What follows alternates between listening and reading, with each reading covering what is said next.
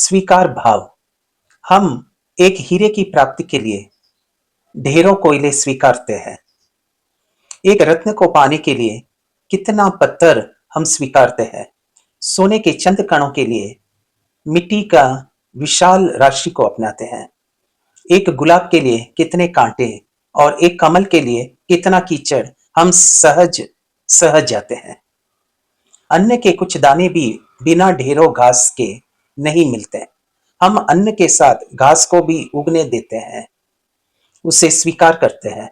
फिर क्या कारण है कि हम एक अच्छे व्यक्ति की प्राप्ति के लिए कुछ बुरे अनचाहे व्यक्तियों को भी सहर्ष स्वीकारने की प्रवृत्ति नहीं रखते। क्षमा क्यों नहीं करते? क्षमा इस संसार का अमृत है। क्षमा वीरस्य भूषणम।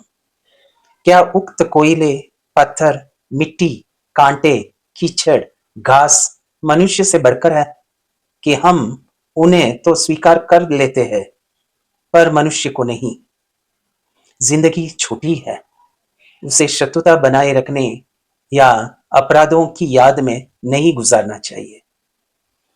हाइड्रोजन स्वयं जलता है, ऑक्सीजन दूसरों को जलाता है। दोनों ही जब जलने और जलाने का काम छोड़कर आपस में मिल जाते हैं तो बुझाने का काम करना प्रारंभ कर देते हैं। अर्थात हाइड्रोजन और ऑक्सीजन दोनों के मिलने पर H2O यानी जल कहा जाता है। और जल का कार्य जलाना नहीं, बुझाना है। जबकि इन दोनों के अलग अलग होने पर दोनों का काम बुझाने की जगह जलाना ही होता है। इस प्रकार मृत्यु की ओर बढ़ते जीवन के चरण में संजीवनी का सिंचन कर अमरत्व के पलक पावड़े बिछाते हैं। जब जला हुआ, हारा हुआ और जलाने वाला मिलते हैं तब युग में कांति करने के लिए जलाने वाले को विशेष तैयारी करनी पड़ती है।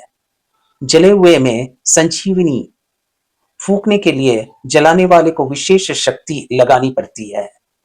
तभी अष्टहर सर्वपाचक शक्ति का निर्माण होता है और तब युगांतरकारी शक्ति घटित होती है।